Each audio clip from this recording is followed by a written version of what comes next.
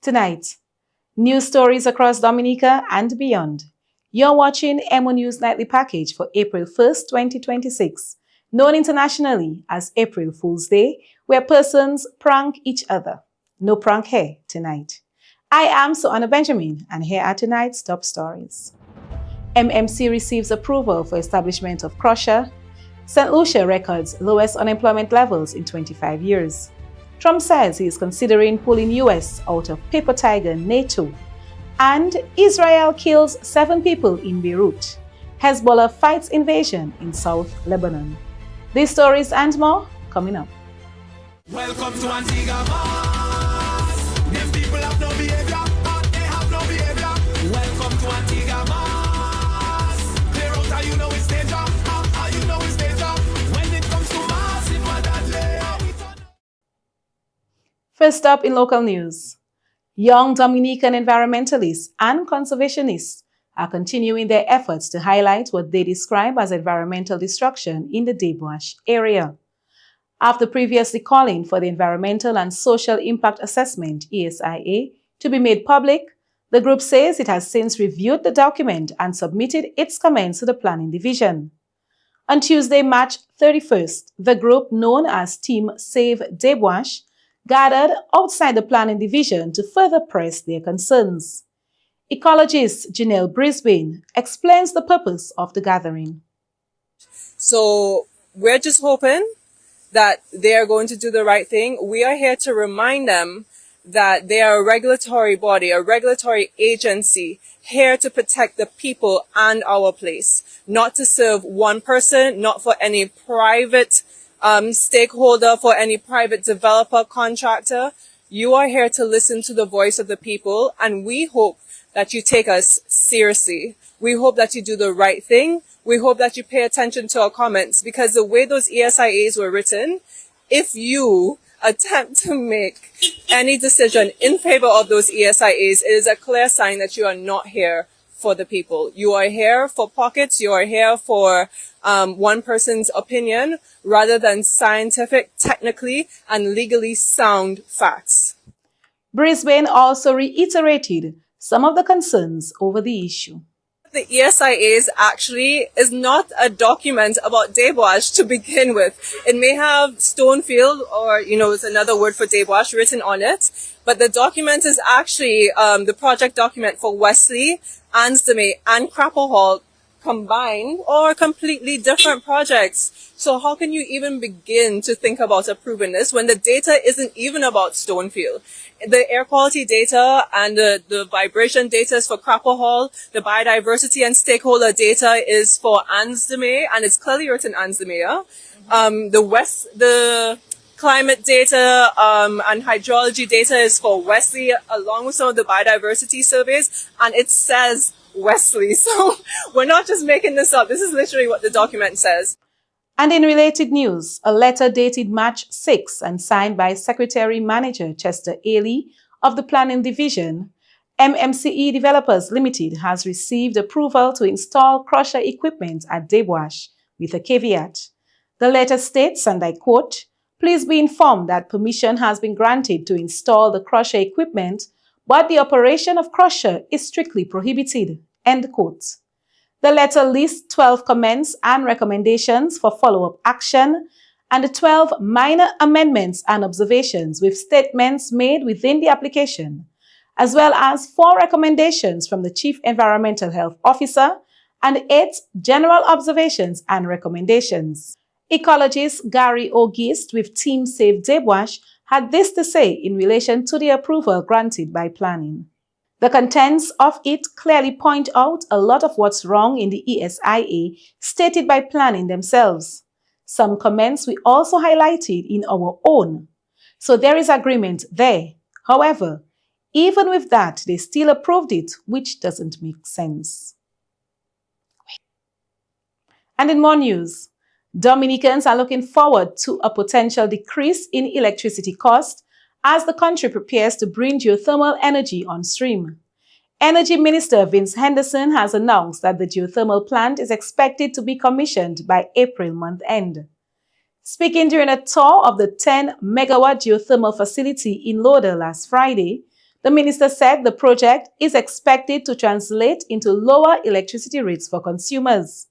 He emphasized that the initiative is central to the government's efforts to provide more affordable and sustainable electricity.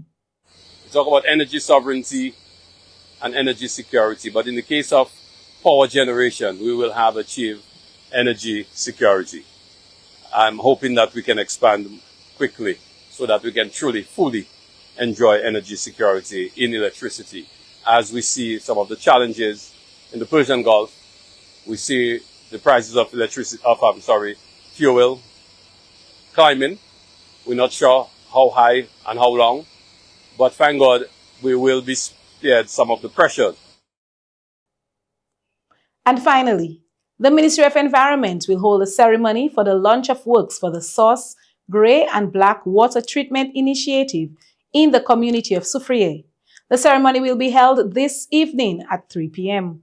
The project involves the construction of small in-stream wetlands and installation of septic tanks designed to improve wastewater management and reduce contamination entering Soufriere Bay. The initiative is being implemented under the OECS Biospace Project, funded by the European Union, which supports Caribbean small island developing states in strengthening biodiversity management and improving resilience to climate change through enhanced ecosystem management. The launch will officially mark the commencement of works and will introduce the project's contractor and the supervisory consultant. We will bring you more on this in tomorrow's newscast. And that's all for tonight's local news stories. Stay tuned for original stories coming up.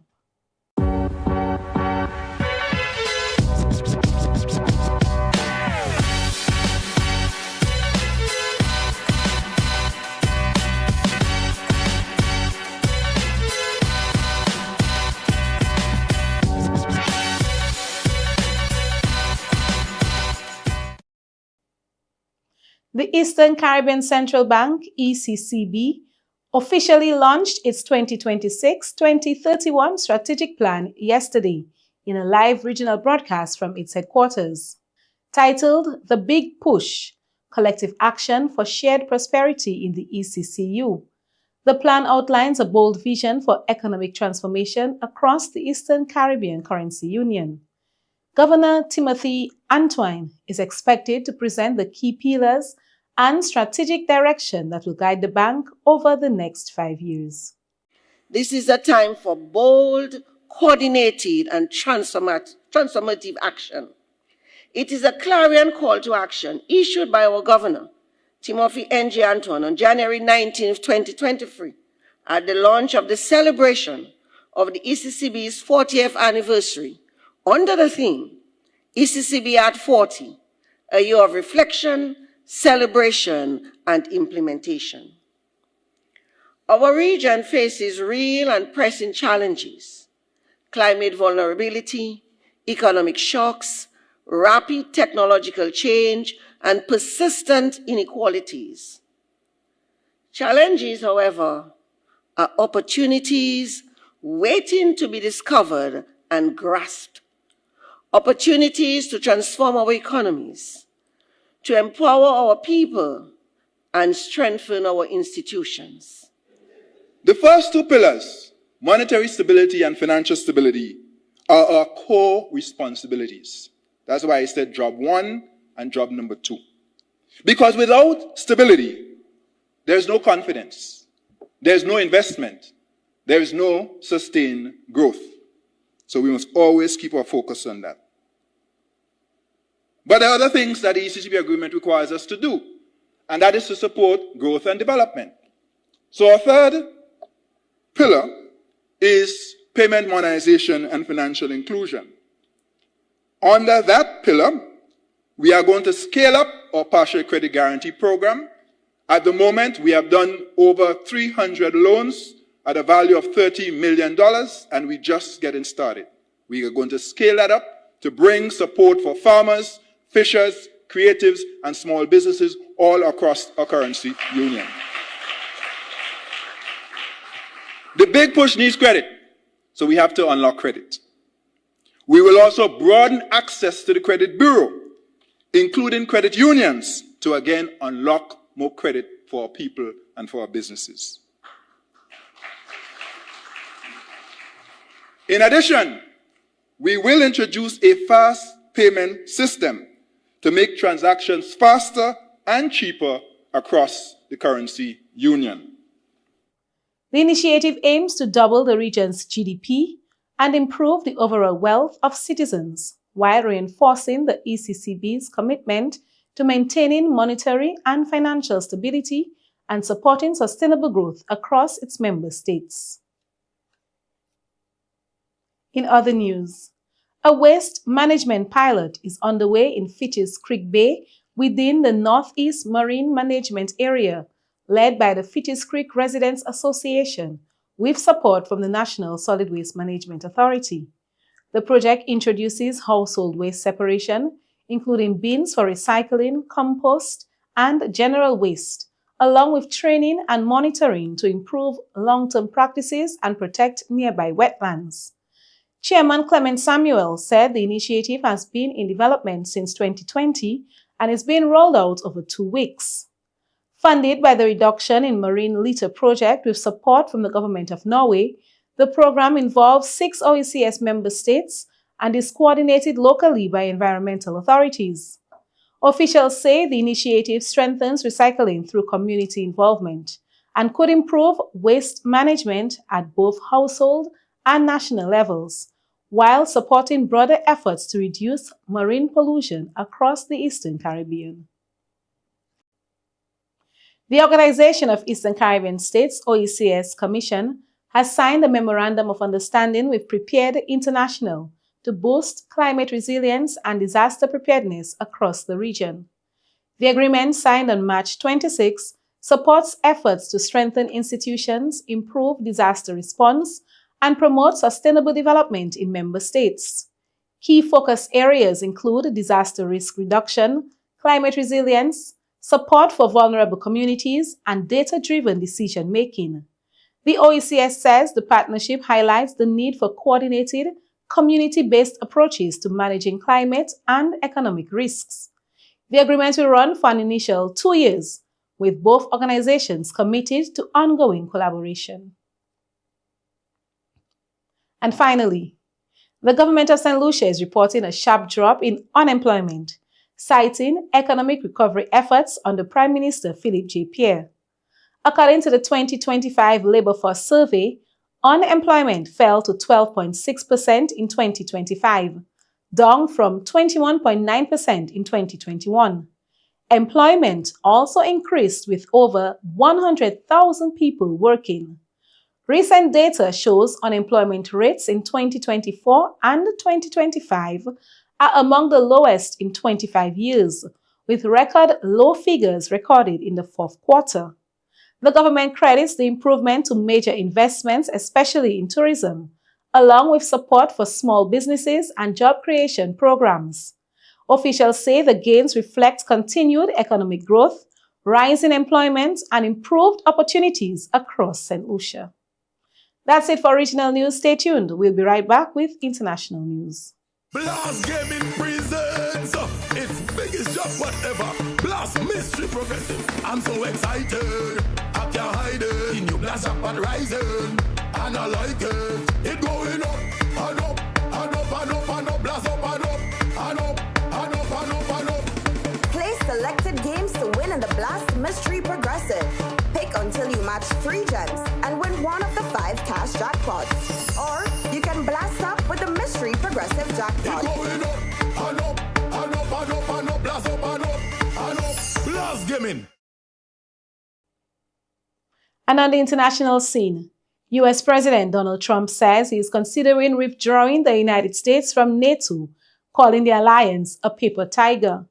In an interview, Trump criticized European allies for refusing to support US military actions against Iran, including efforts to reopen the Strait of Hormuz. He accused countries like the United Kingdom and France of failing to back the US, warning that Washington may rethink its commitments. Secretary of State Marco Rubio also signaled a possible review of US ties with NATO. Meanwhile, UK Prime Minister Keir Starmer, however, says Britain will not join the conflict, stressing decisions will be based on national interest. The developments highlight growing divisions within the alliance and raise concerns about its future. And finally, at least 7 people have been killed following Israeli airstrikes on Beirut's southern suburbs as fighting intensifies between Israel and Hezbollah. Lebanon's Ministry of Public Health reported 5 deaths and multiple injuries in Jena, while a separate strike in Kaldeh killed 2 others. The Israeli military said the strikes targeted a senior Hezbollah commander, though this has not been confirmed. Meanwhile, Hezbollah reported ongoing clashes with Israeli forces in southern Lebanon and claimed rocket attacks into northern Israel. Israeli sources say several soldiers have been killed in recent days. The conflict linked to the wider Israel-Iran war has left over 1,200 people dead in Lebanon and displaced more than 1 million. Israeli Prime Minister Benjamin Netanyahu has ordered an expansion of military operations, raising fears of a prolonged and escalating conflict. And stay tuned for sports coming up next. Don't forget, today we have funeral, we have functions. Make sure you're on time. Always on time, eh? You're always on time. Make sure. All right. Papa Met, look, I just received a message from National Bank asking me to regain access to my account. Look at message that your account has been placed on hold due to an unusual activity. Let me click that link. How many times NBD has to say that they will never ever send links via text message to regain access to account or to restore account or to do anything with account? So National Bank that send it, I believe it. I just click in. Emo, if you are not sure, it's better if you call National Bank at 255-2300 or email them at customersupport@nbd.dm. Papa Met, little again I lose all the little money I save up from my account. And you'd find money to pay me. Yeah, I tell you, I almost click link and almost lose my money. You're talking about I hope I have money to pay you. Let's go, eh? All I know is don't click any link. Call NBD instead. So let us know our business.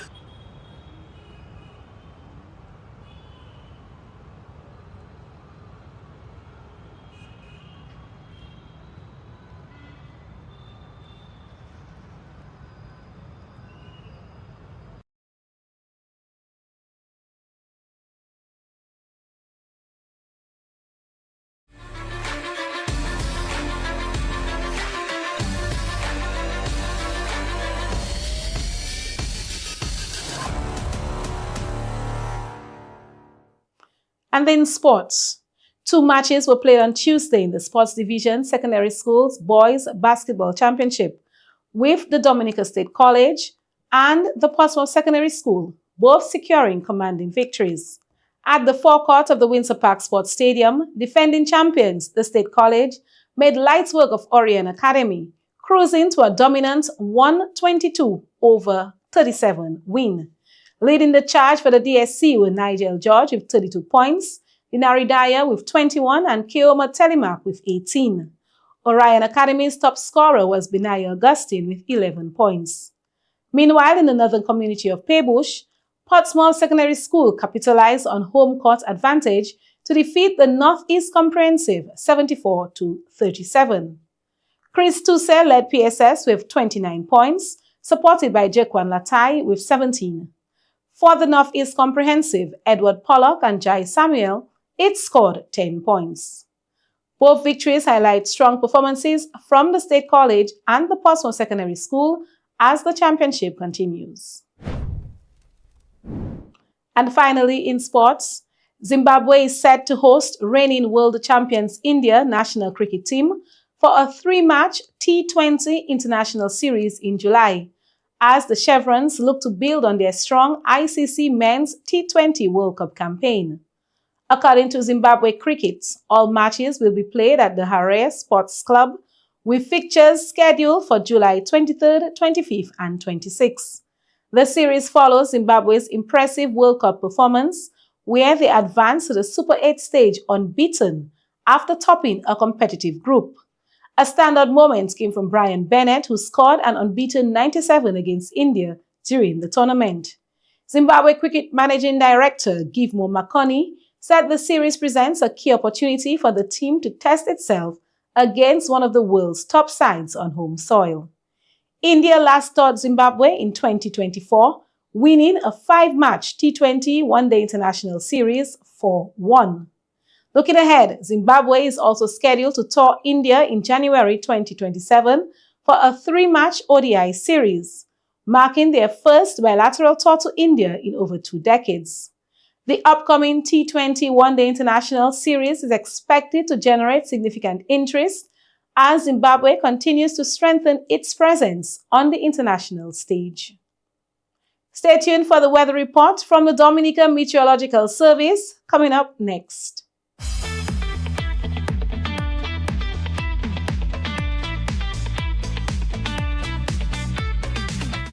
The weather forecast for tonight and into tomorrow. Mostly cloudy with scattered showers from a trough system, with periods of light to moderate rain. Flood and landslide prone areas should remain alert. Seas moderate with waves up to 8 feet on the east coast and 5 feet on the west. High surf advisory is in effect, with strong breaking waves possible. Remember, stay informed and stay safe. This has been EmoNews Nightly Package for April 1st, 2026. I am your presenter, Soana Benjamin, and I'll be back tomorrow.